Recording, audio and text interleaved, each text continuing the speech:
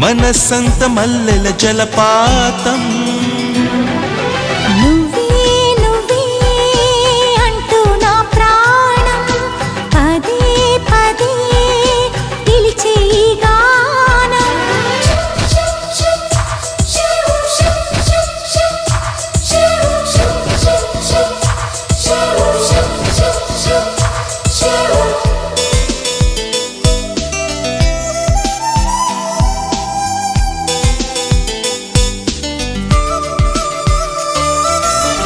తరుముకు వచ్చే